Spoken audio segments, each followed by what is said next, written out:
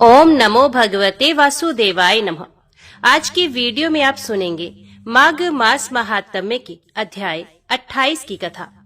राजा ने पूछा, द्विश्रेष्ठ, दान और तपस्या, इन दोनों में दुष्कर कौन है तथा परलोक में जाने पर कौन महान फल को देने वाला होता है, ये सब मुझे बताइए। जैमिनी बोले, राजन, इस पृथ्वी पर दान से बढ़कर दुष्कर कार्य दूसरा कोई नहीं है। ये बात प्रत्यक्ष देखी जाती है, सारा लोग इसका साक्षी है। संसार में लोभ से मोहित मनुष्य धन के लिए अपने प्यारे प्राणों की भी परवाह न करके समुद्र और घने जंगलों में प्रवेश कर जाते हैं। कितने ही मनुष्य धन के लिए दूसरों की सेवा तक स्वीकार करते हैं। विद्वान लोग धन के लिए पाठ करते हैं तथा दूसरे लोग धन की इच्छा से ही हिंसापूर्ण और कष्ट साध्य कार्य करते हैं। इसी प्रकार कितने ही लोग खेती के कार्य में संलग्न होते हैं।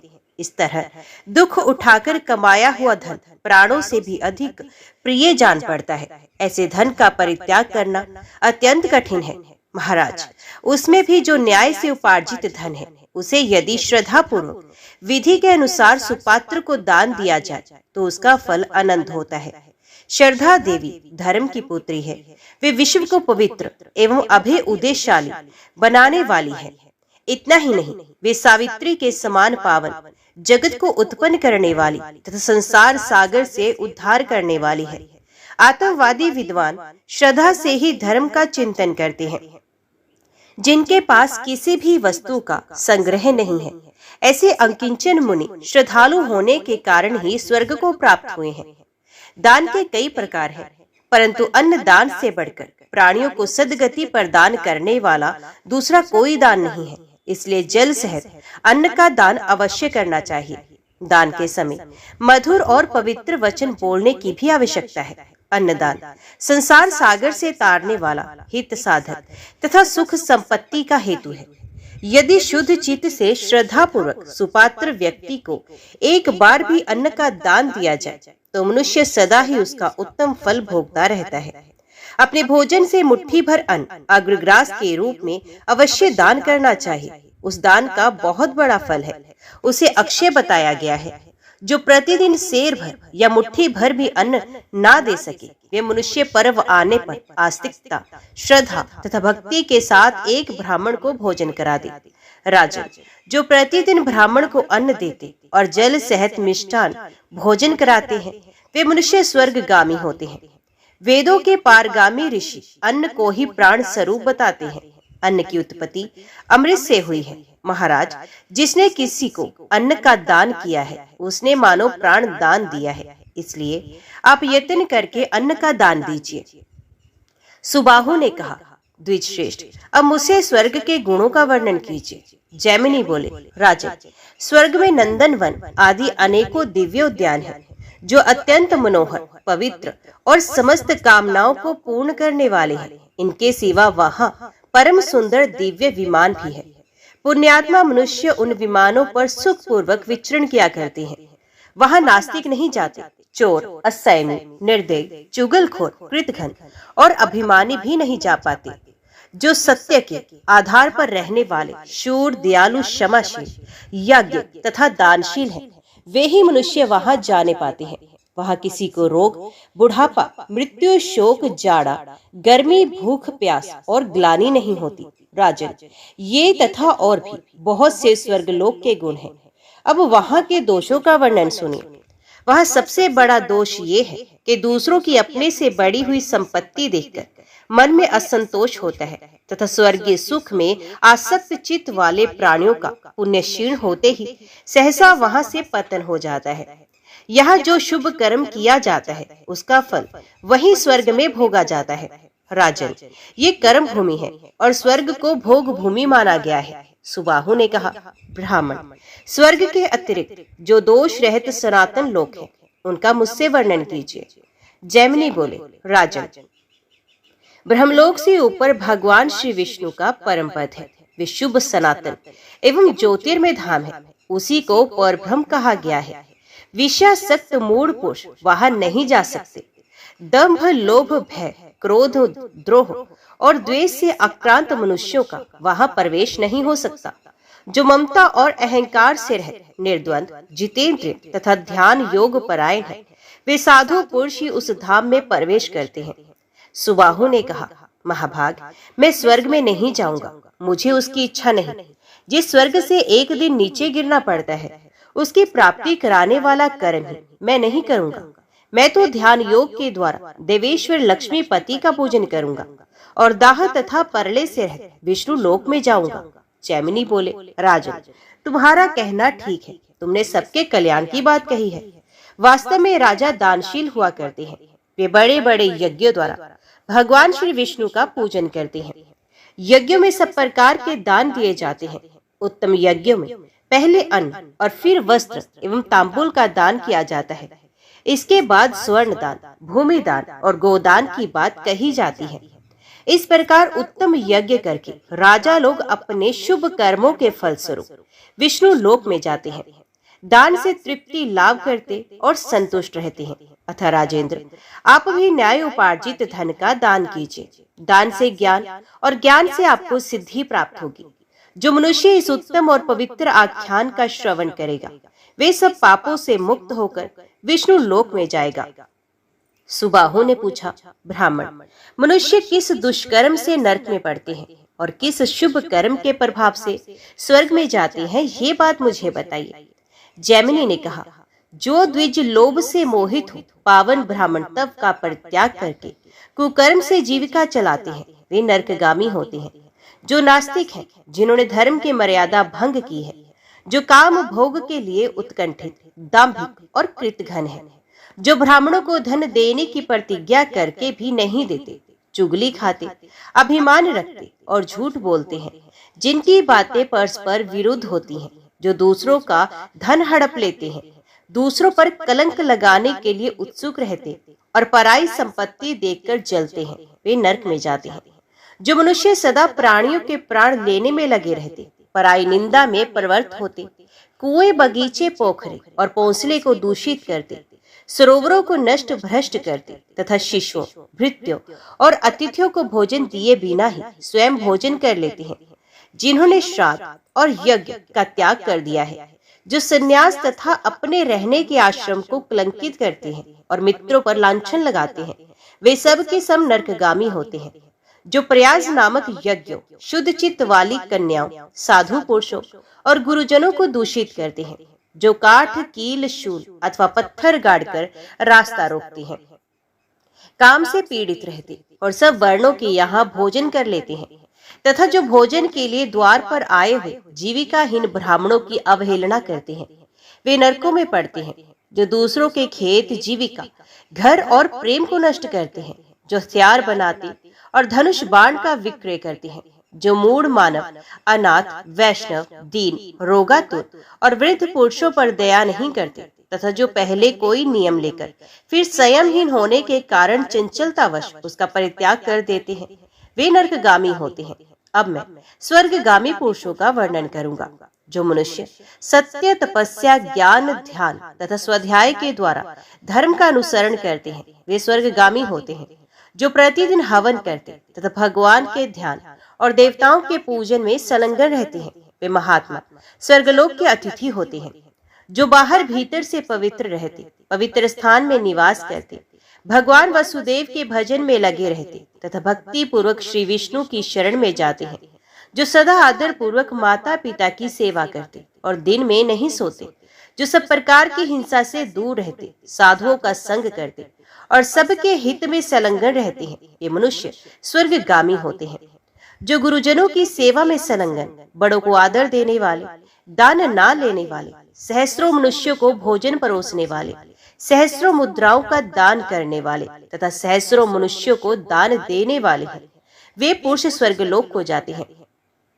जो युवावस्था में भी क्षमाशील और जितेंद्रिय हैं, जिनमें वीरता भरी है, जो स्वर्ण, गो, भूमि, अन्न और वस्त्र का दान करते हैं, जो अपने से द्वेष रखने वालों के भी दोष कभी नहीं देखते, बल्कि उनके गुणों का ही वर्णन करते हैं, जो विज्ञ पुरुषों को देखकर प्रसन्न होते, दान देकर प्रिय वचन बोलते तथा दान के फल की इच्छा का परित्याग कर देते हैं, वे मनुष्य स्वर्गगामी होते हैं। जो मनुष्य प्रवृत्ति मार्ग में तथा निवृत्ति मार्ग में भी मुनियों और शास्त्रों के कथन अनुसार ही आचरण करते हैं। ये स्वर्गलोक के अतिथि होते हैं, जो मनुष्य से कटु वचन बोलना नहीं जानते, जो प्रिय वचन बोलने के लिए प्रसिद्ध है, जिन्होंने बावली, कुआं, सरोवर, पोसला, धर्मशाला और बगीचे बनवाए हैं, जो मिथ्यावादियों के लिए भी सत्यपूर्ण बर्ताव करने वाले और कुटिल मनुष्यों के लिए भी सरल है। वे दयालु तथा सदाचारी मनुष्य स्वर्गलोक में जाते हैं, जो एकमात्र धर्म का अनुष्ठान करके अपने प्रत्येक दिवस को सदा सफल बनाते हैं तथा नित्य ही व्रत का पालन करते हैं, जो शत्रु और मित्र की समान भाव से सराहना करते हैं और सबको समान दृष्टि से देखते हैं, जिनका चित्त शांत है, जो अपने मन को वश में कर चुके हैं, जिन्होंने भय से डरे हुए ब्राह्मणों तथा स्त्रियों की रक्षा का नियम ले रखा है, जो गंगा, पुष्कर तीर्थ और विशेष गया में पितरों को पिंडदान करते हैं।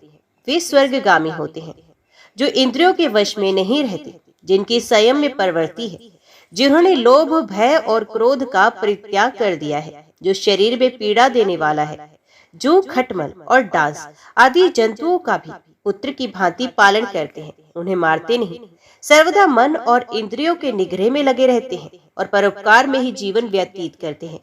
वे मनुष्य स्वर्गलोक के अतिथि होते हैं, जो विशेष विधि के अनुसार यज्ञों का अनुष्ठान करते, सब प्रकार के द्वंद्वों को सहते तथा इंद्रियों को वश में रखते हैं, जो पवित्र और सत्वगुण में स्थित रहकर मन, वाणी तथा क्रिया द्वारा भी कभी पराई स्त्रियों के साथ रमण नहीं करते, निंदित कर्मों से दूर रहते, विहित कर्मों का अनुष्ठान करते तथा आत्मा की शक्ति को जानते हैं। वे मनुष्य स्वर्गगामी होते हैं, जो दूसरों के प्रतिकूल आचरण करता है, उसे अत्यंत दुखदायी घोर नरक में गिरना पड़ता है, तथा जो सदा दूसरों के अनुकूल चलता है, उस मनुष्य के लिए सुखदायिनी मुक्ति दूर नहीं है। राजन, कर्मों द्वारा जिस प्रकार दुर्गति और सुगति प्राप्त होती है, वे सब मैंने तुम्हें यथार्थ रूप से बतला दिया। कुंजल कहता है, धर्म अधर्म की संपूर्ण गति के विषय में महर्षि जैमिनी का भाषण सुनकर राजा सुबाहु ने कहा, द्विश्रेष्ठ, मैं भी धर्म का ही अनुष्ठान करूंगा, पाप का नहीं। जगत की उत्पत्ति के स्थान पर भगवान वसुदेव का निरंतर भजन करूंगा। इस निश्चय के अनुसार राजा सुबाहु ने धर्म के द्वारा भगवान मधुसूदन का पूजन किया तथा नाना प्रकार के यज्ञों द्वारा भगवान की आराधना करके तथा संपूर्ण भोगों को भोग कर वे शीघ्र ही प्रसन्नता पूर्वक विष्णु लोक को पधार गए। तदंतर वक्ताओं में श्रेष्ठ कुंजल ने विज्वल को परम पवित्र श्री वासुदेव विधान स्तोत्र का उपदेश किया। इस स्तोत्र के अनुष्टुप शंत, नारद ऋषि और ओंकार देवता है। संपूर्ण पातकों के नाश तथा चतुर्वर्ग की सिद्धि के लिए इसका विनियोग है।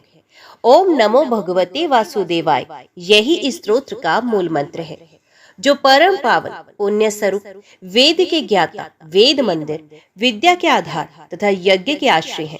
उन प्रणव स्वरूप परमात्मा को मैं नमस्कार करता हूँ, जो गायत्री साम का गान करने वाले, गीत के ज्ञाता, गीत प्रेमी तथा गंधर्व गीत का अनुभव करने वाले हैं।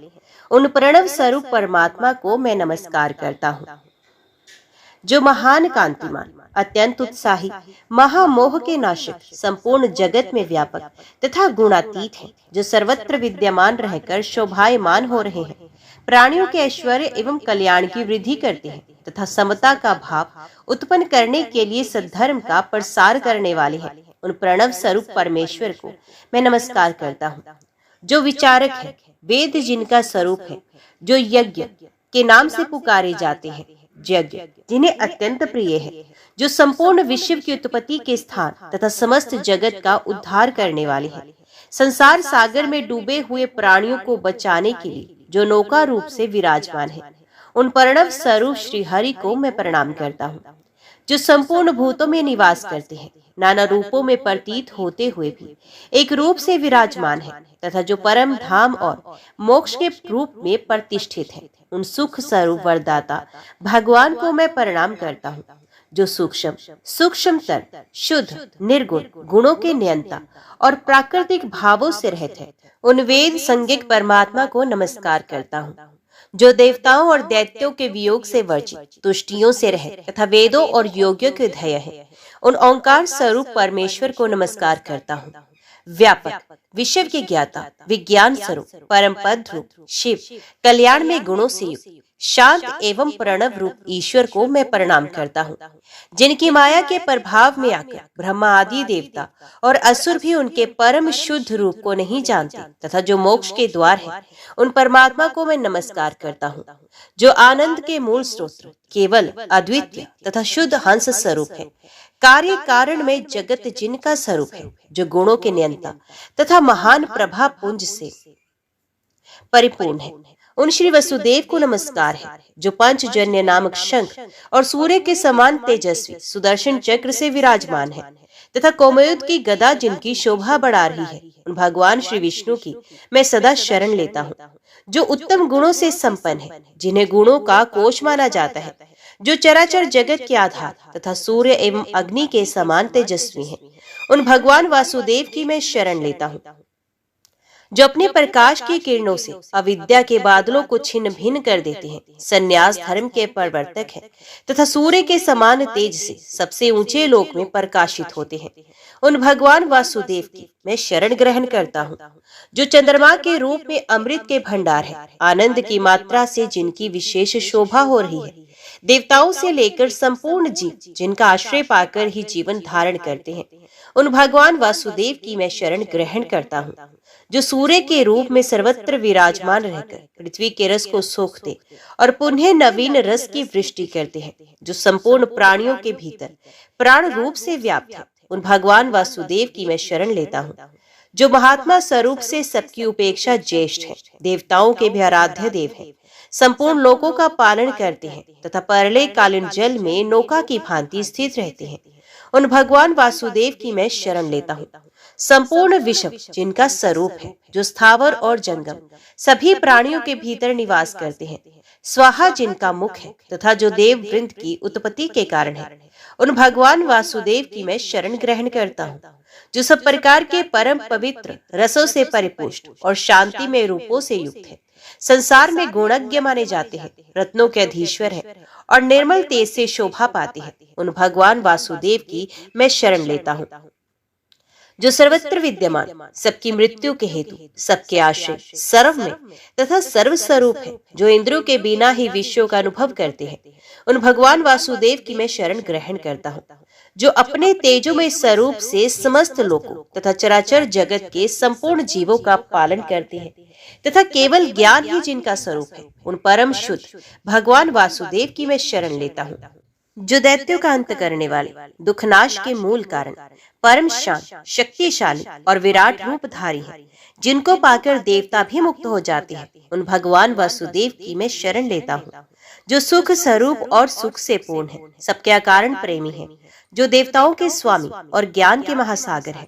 जो परम हितैषी, कल्याण स्वरूप, सत्य के आश्रय और सत्व गुणों से स्थित रूप में है, उन भगवान वासुदेव का मैं आश्रय लेता हूँ, यज्ञ और पुरुषार्थ जिनके रूप है, जो सत्य से युक्त, लक्ष्मी के पति, पुण्य स्वरूप, विज्ञान तथा संपूर्ण जगत के आश्रय है, उन भगवान वासुदेव की मैं शरण लेता हूँ, जो क्षीर सागर के बीच में शेषनाग की विशाल शैया पर शयन करते हैं तथा भगवती लक्ष्मी जिनके युगल चरणार विंदों की सेवा करती रहती हैं, उन भगवान वासुदेव की मैं शरण लेता हूँ। श्री वसुदेव के दोनों चरण कमल पुण्य से युक्त, सबका कल्याण करने वाले तथा सर्वदा अनेकों तीर्थों से सुसेवित है, मैं उन्हें प्रतिदिन प्रणाम करता हूँ। श्री वासुदेव का चरण समस्त पापों को हरने वाला है, वे लाल कमल की शोभा धारण करता है, उसके तलवे में ध्वजा और वायु के चिन्ह है, वे नुपुरों तथा मुद्रिकाओं से विभूषित है। ऐसी सुषमा से युक्त भगवान वासुदेव के चरणों को मैं प्रणाम करता हूँ।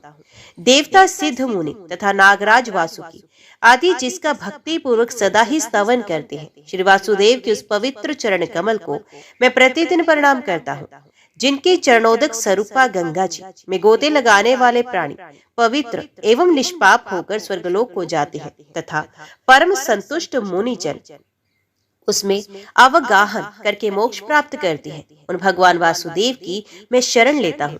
जहाँ भगवान श्री विष्णु का चरणोदक रहता है, वहाँ गंगा आदि तीर्थ सदैव मौजूद रहते हैं। आज भी जो लोग उसका पान करते हैं, वे पापी रहे हों तो भी शुद्ध होकर श्री विष्णु भगवान के उत्तम धाम को जाते हैं। जिनका शरीर अत्यंत भयंकर पापंक में सना है, वे भी जिनके चरणोदक से अभिक्षित होने पर मोक्ष प्राप्त करते हैं, उन परमेश्वर के युगल चरणों को मैं निरंतर प्रणाम करता हूँ। उत्तम सुदर्शन चक्र धारण करने वाले महात्मा विष्णु के नैवेद्य का भक्षण करने मात्र से मनुष्य वाजपेयी यज्ञ का फल प्राप्त करते हैं तथा संपूर्ण पदार्थ पा जाते हैं।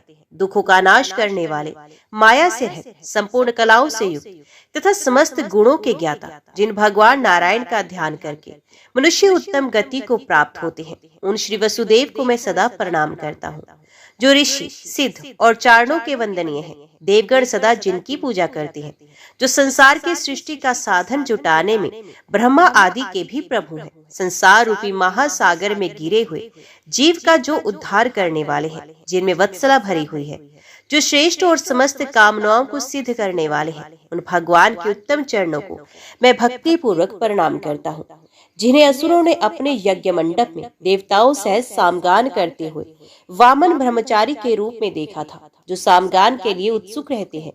त्रिलोकी के जो एकमात्र स्वामी हैं तथा युद्ध में पाप या मृत्यु से डरे हुए आत्मीय जनों को जो अपनी ध्वनि मात्र से निर्भय बना देते हैं, उन भगवान के परम पावन युगल चरणार विंदों की मैं वंदना करता हूँ, जो यज्ञ के मुहाने पर विप्र मंडली में खड़े हो अपने ब्राह्मणोचित तेज से दैदीप्यमान एवं पूजित हो रहे हैं। दिव्य तेज के कारण किरणों के समूह से जान पड़ते हैं तथा इंद्र नीलमणि के समान दिखाई देते हैं, जो देवताओं के हित की इच्छा से विरोचन के दानी पुत्र बलि के समक्ष मुझे 3 पग भूमि दीजिए ऐसा कहकर याचना करते हैं।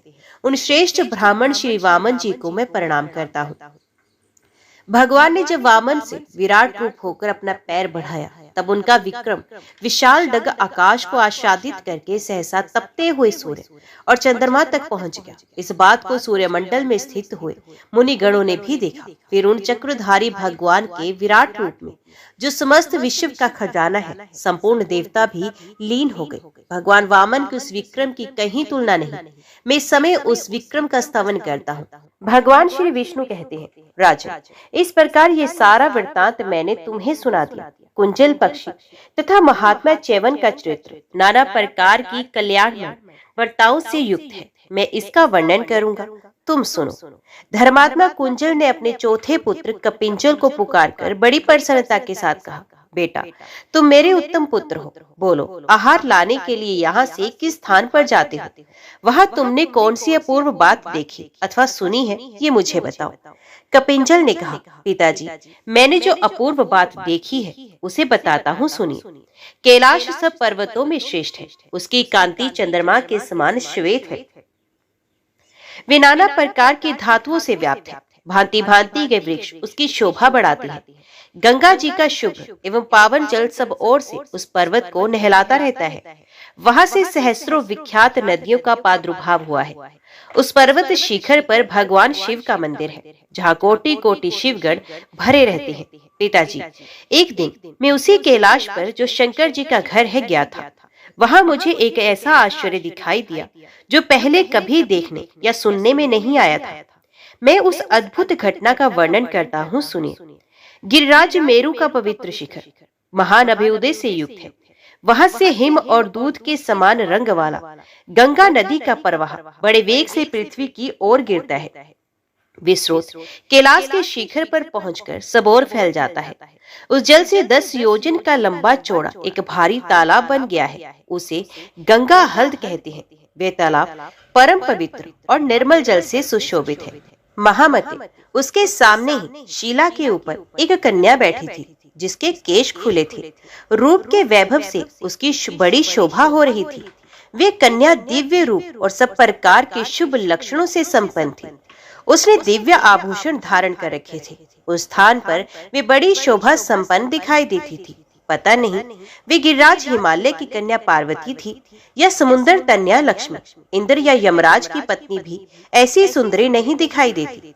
उसके शील, सद्भाव, गुण तथा रूप जैसे दिख पड़ते थे, वैसे अन्य दिव्यांगनाओं में भी नहीं दृष्टिगोचर होते। शीला के ऊपर बैठी हुई वे कन्या किसी भारी दुख से व्याकुल थी और फूट फूट कर रो रही थी, और कोई स्वजन संबंधी उसके पास नहीं था। नेत्रों से गिरते हुए निर्मल अश्रु बिंदु मोती के दाने जैसे चमक रहे थे। वे सब के सब गंगा जी के स्रोत में ही गिरते और सुंदर कमल पुष्प के रूप में परिणित हो जाते थे। इस प्रकार अगिनत सुंदर पुष्प गंगा जी के जल में पड़े थे और पानी के वेग के साथ बह रहे थे। पिताजी, इस प्रकार मैंने ये अपूर्व बात देखी है। आप वक्ताओं में श्रेष्ठ हैं। यदि इसका कारण जानते हो तो मुझ पर कृपा करके बताएं।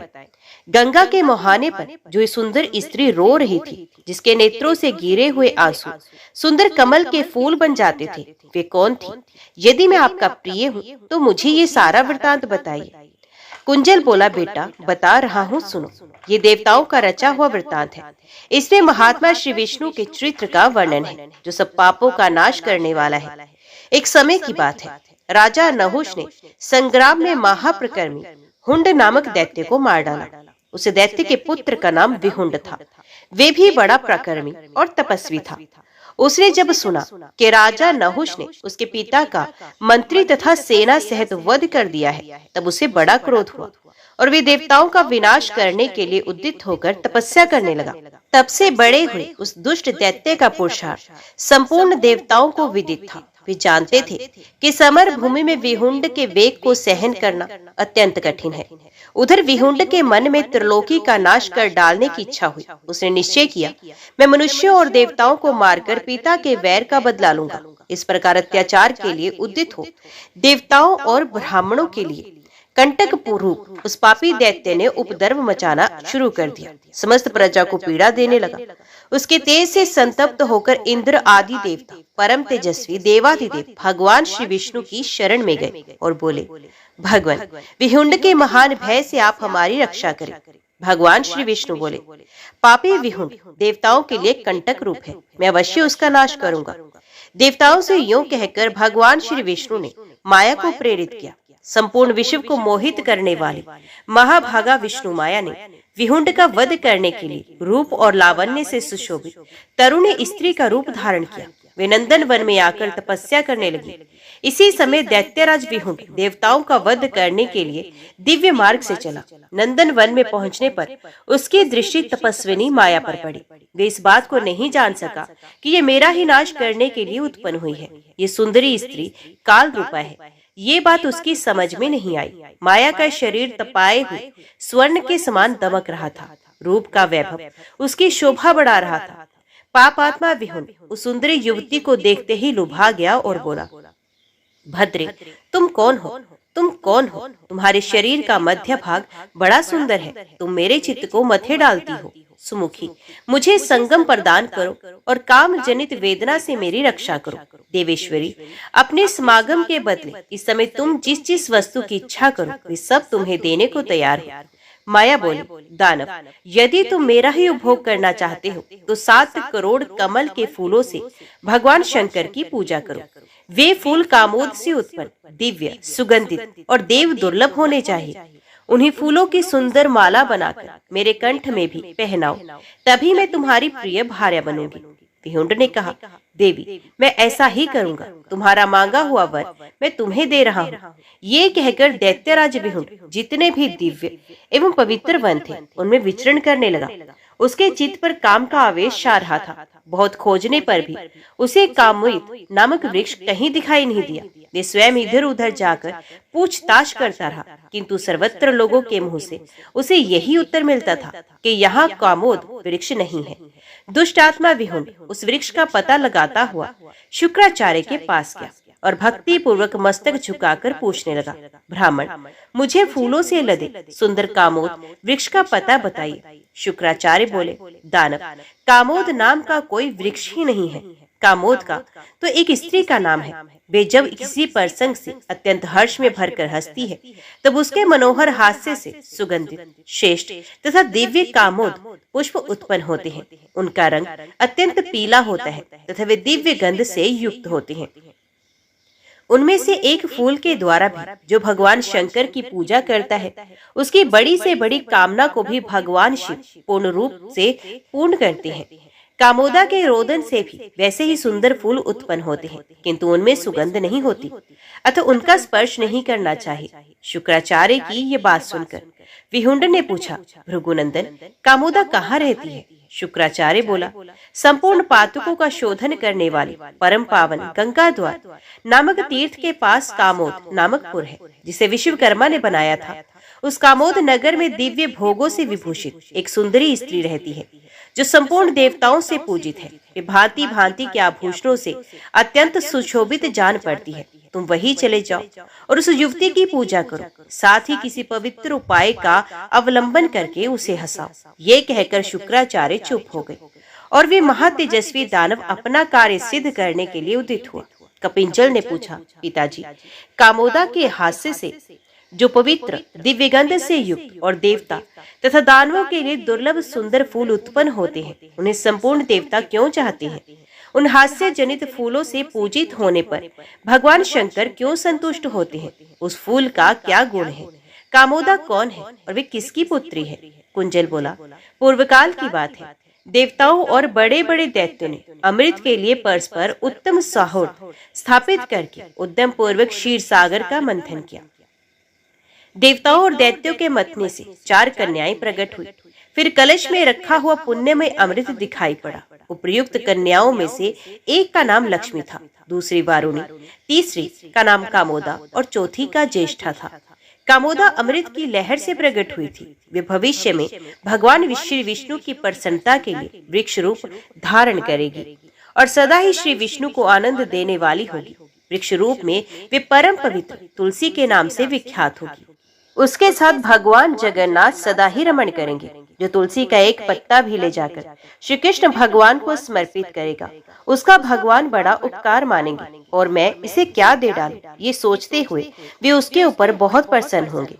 इस प्रकार पूर्वोक्त 4 कन्याओं में से जो कामोदा नाम से प्रसिद्ध देवी है, वे जब हर्ष से गदगद होकर बोलती और हंसती हैं, तब उसके मुख से सुनहरे रंग के सुगंधित फूल झड़ते हैं। वे फूल बड़े सुंदर होते हैं, कभी कुमलाते नहीं। जो उन फूलों का यत्न पूर्वक संग्रह करके उनके द्वारा भगवान शंकर, ब्रह्मा तथा विष्णु की पूजा करता है, उसके ऊपर सब देवता संतुष्ट होते हैं और वे जो जो चाहता है वही वही उसे अर्पण करते हैं। इसी प्रकार जब कामोदा किसी दुख से दुखी होकर रोने लगती है, तब उसकी आंखों के आंसुओं से भी फूल पैदा होते और झड़ते हैं। महाभाग, वे फूल भी देखने में बड़े मनोहर होते हैं, किंतु उनमें सुगंध नहीं होती। वैसे फूलों से जो शंकर का पूजन करता है, उसे दुख और संताप होता है। जो पाप आत्मा एक बार भी उस तरह के फूलों से देवताओं की पूजा करता है, उसे वे निश्चय ही दुख देते हैं। भगवान श्री विष्णु ने पापी विहुंड के पराक्रम और दुस्साहस पर दृष्टि डालकर देवऋषि नारद को उसके पास भेजा।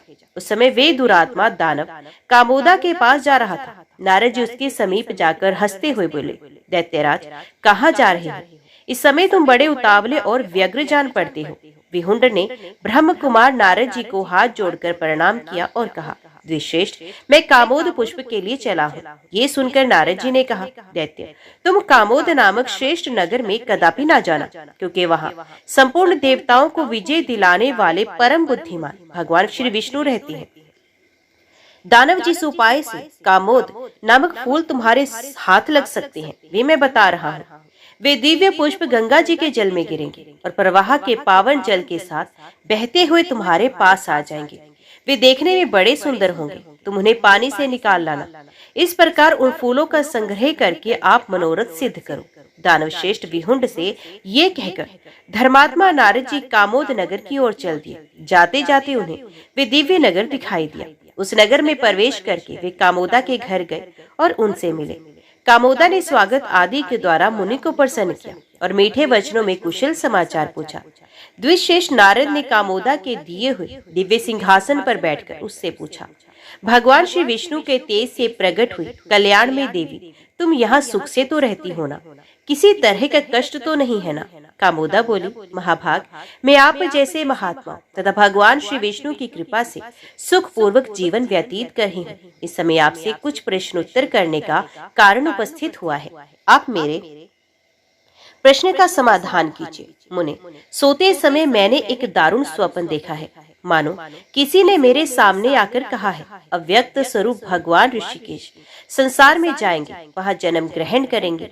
महामती, ऐसा स्वप्न देखने का क्या कारण है? आप ज्ञानवानों में श्रेष्ठ हैं, कृपया बताइए। नारद जी ने कहा, भद्र, मनुष्य जो स्वप्न देखते हैं वे 3 प्रकार के होते हैं, वातिक, पैतिक और कफच।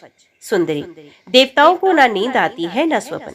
मनुष्य शुभ और अशुभ नाना प्रकार के स्वप्न देखता है। ये सभी स्वप्न कर्म से प्रेरित होकर दृष्टि पथ में आती हैं। पर्वत तथा ऊंचे नीचे नाना प्रकार के दुर्गम स्थानों का दर्शन होना वातिक स्वप्न है। अब कफाधिक्य के कारण दिखाई देने वाले स्वप्न बता रहा हूँ। जल, नदी, तालाब तथा पानी के विभिन्न स्थान, ये सब कफज स्वप्न के अंतर्गत हैं। देवी, अग्नि तथा बहुत से उत्तम स्वर्ण का जो दर्शन होता है उसे पैतिक स्वप्न समझो। अब मैं भावी भविष्य में तुरंत फल देने वाले स्वप्न का वर्णन करता हूँ। प्रातः काल जो कर्म प्रेरित शुभ या अशुभ स्वप्न दिखाई देता है, विक्रमश लाभ और हानि को व्यक्त करने वाला होता है। सुंदरी, इस प्रकार मैंने तुमसे स्वप्न की अवस्थाएं बताई। भगवान श्री विष्णु के संबंध में ये बात अवश्य होने वाली है, इसी कारण तुम्हें दुस्वप्न दिखाई दिया है। कामोदा बोली, नारद जी, संपूर्ण देवता भी जिनका अंत नहीं जानते, उन्हें भी जिनके स्वरूप का ज्ञान नहीं, जिनमें संपूर्ण विश्व का लय होता है, जिन्हें विश्वात्मा कहते हैं, और सारा संसार जिनकी माया से मुग्ध हो रहा है, वे मेरे स्वामी जगदीश्वर श्री विष्णु संसार में क्यों जन्म ले रहे हैं? नारद जी ने कहा, देवी, इसका कारण सुनो। महर्षि भृगु के शाप से भगवान संसार में अवतार लेने वाले हैं। यही बात बताने के लिए उन्होंने मुझे तुम्हारे पास भेजा है, इसलिए तुम्हें दुस्वप्न का दर्शन हुआ है। बेटा, यूं कहकर नारद जी ब्रह्मलोक को चले गए। उस समय कामोदा भगवान के दुख से दुखी हो गई और गंगा जी के तट पर जल के समीप बैठकर बारंबार हाहाकार करती हुई करुण स्वर से विलाप करने लगी। वे अपने नेत्रों से जो दुख के आंसू बहाती थी, वे ही गंगा जी के जल में गिरते थे। पानी में पड़ते ही वे पुण्य पद्म पुष्प के रूप में प्रकट होते और धारा के साथ बह जाते थे। दानव श्रेष्ठ विहुंड भगवान श्री विष्णु की माया से मोहित था। उसने उन फूलों को देखा, किंतु महर्षि शुक्राचार्य के बताने पर भी वे इस बात को ना जान सका कि दुख के आंसुओं से उत्पन्न फूल है। उन्हें देखकर वे असुर बड़े हर्ष में भर गया और उन सबको जल से निकाल लाया। फिर वे उन खिले हुए पद्म पुष्पों से गिरजापति की पूजा करने लगा। विष्णु की माया ने उसके मन को हर लिया था। अति विवेक शून्य होकर उस दैत्यराज ने 7 करोड़ फूलों से भगवान शिव का पूजन किया। ये देख जगन माता पार्वती को बड़ा क्रोध हुआ। उन्होंने शंकर जी से कहा, नाथ, इस दुर्बुद्धि दानव का कुकर्म तो देखिए। ये शोक से उत्पन्न फूलों द्वारा आपका पूजन कर रहा है। इसे दुख और संताप ही मिलेगा। ये सुख पाने का अधिकारी नहीं है। भगवान शिव बोले, भद्रे, तुम सच कहती हो। इस पापी ने सत्यपूर्ण उद्योग को पहले से ही छोड़ रखा है। इसकी चेतना काम से आकुल है। अथ ये दुष्ट आत्मा गंगा जी के जल में पड़े हुए शोक जनित फूलों को ग्रहण करता है तथा उनसे मेरा पूजन भी करता है। दुख और शोक से उत्पन्न ये फूल तो शोक और संताप ही देने वाले हैं। इनके द्वारा किसी का कल्याण कैसे हो सकता है? देवी, मैं तो समझता हूँ ये ध्यानहीन है, क्योंकि अब पापाचारी हो गया है। अतः तुम इसे अपने ही तेज से मार डालो। भगवान शंकर के ये वचन सुनकर भगवती पार्वती ने कहा, नाथ, मैं आपकी आज्ञा से इसका अवश्य संहार करूंगी। यूं कहकर देवी वहां गई और विहुंड के वध का उपाय सोचने लगी। वे एक महात्मा ब्राह्मण का माया में रूप बनाकर पारिजात के सुंदर फूलों से अपने स्वामी शंकर जी की पूजा करने लगी। इतने में ही उस पापी दानव ने आकर देवी की दिव्य पूजा को नष्ट कर दिया। वे दुष्ट आत्मा काल के वशीभूत हो चुका था। उसने पार्वती द्वारा पारिजात के फूलों से की हुई पूजा को मिटा दिया और स्वयं लोभवश शोक जनित पुष्पों से शंकर जी का पूजन करने लगा। उस समय उस दुष्ट के नेत्रों से आंसू की अविरल बूंदें निकलकर शिवलिंग के मस्तक पर पड़ रही थी। ये देखकर देवी ने ब्राह्मण के रूप में ही पूछा, आप कौन हैं जो शोकाकुल चित्त से भगवान शिव की पूजा कर रहे हैं? ये शोक जनित अपवित्र आंसू भगवान के मस्तक पर पड़ रहे हैं। आप ऐसा क्यों कर रहे हैं? मुझे इसका कारण बताइए। विहुंड बोला, ब्राह्मण, कुछ दिन हुए मैंने एक सुंदरी स्त्री देखी जो सब प्रकार के सौभाग्य संपदा से युक्त और समस्त शुभ लक्षणों से संपन्न थी। देखने में वे कामदेव का विशाल निकेतन जान पड़ती थी। उसके मोह से मैं संतप्त हो उठा। काम से मेरा चित्त व्याकुल हो गया। जब मैंने उसे समागम की प्रार्थना की तब वे बोली, कामोद के फूलों से भगवान शंकर की पूजा करो तथा उन्हीं फूलों को माला बनाकर मेरे कंठ में पहनाओ। 7 करोड़ पुष्पों से महेश्वर का पूजन करो। उस स्त्री को पाने के लिए ही मैं पूजा कर रहा हूँ, क्योंकि भगवान शिव अभिष्ट फल के दाता है। देवी ने कहा, अरे कहाँ तेरा भाव है, कहाँ तेरा ध्यान है और कहाँ तुझ दुरात्मा का ज्ञान है। तू कामोद पुष्पों से पूजा कर रहा है ना? अच्छा बता, कामोदा का सुंदर रूप कैसा है? तूने उसके हास्य से उत्पन्न सुंदर फूल कहाँ पाए हैं? विहुंड बोला, ब्राह्मण, मैं भाव और ध्यान कुछ नहीं जानता। कामोदा का मैंने कभी देखा भी नहीं, उनका दर्शन भी नहीं किया। गंगा जी के जल में जो फूल बहकर आते हैं उन्हीं का मैं प्रतिदिन संग्रह करता हूँ और उन्हीं से एकमात्र शंकर जी का पूजन करता हूँ। महात्मा शुक्राचार्य ने मेरे सामने इस फूल का परिचय दिया था। मैं उन्हीं की आज्ञा से नित्य प्रति पूजा करता हूँ। देवी ने कहा, पापी, ये फूल कामोदा के रोदन से उत्पन्न हुए हैं। इनकी उत्पत्ति दुख से हुई है। इन्हीं से तू पाप पूर्ण भावना लेकर प्रतिदिन भगवान की पूजा करता है, किंतु दिव्य पूजा नष्ट करके तू शोक जनित पुष्पों से पूजन कर रहा है। ये आज तेरे द्वारा भयंकर अपराध हुआ है, इसके लिए मैं तुझे दंड दूंगा। ये सुनकर काल के वशीभूत हुआ दानव विहुंड बोला, रे दुष्ट, अरे अनाचारी, तू मेरे कर्म की निंदा करता है। तुझे अभी इस तलवार से मौत के घाट उतारता हूँ। यूं कहकर वे ब्राह्मण को मारने के लिए तीखी तलवार ले उसकी ओर झपटा। ये देख ब्राह्मण रूप में खड़ी हुई भगवती परमेश्वरी कुपित हो गई और जो ही वे दैत्य उनके पास पहुंचा, त्यों ही उन्होंने अपने मुंह से हुंकार का उच्चारण किया। हुंकार की ध्वनि होते ही वे अधव दानव निश्चेष्ट होकर गिर पड़ा, मानो वज्र के आघात से पर्वत फट पड़ा हो। उस लोक संहारक दानव के मारे जाने पर संपूर्ण जगत स्वस्थ हो गया। सबके दुख और संताप दूर हो गए। बेटा, गंगा जी के तीर पर दुख से व्याकुल चित होकर बैठी हुई जो सुंदरी रो रही थी, वे कामोदा ही थी।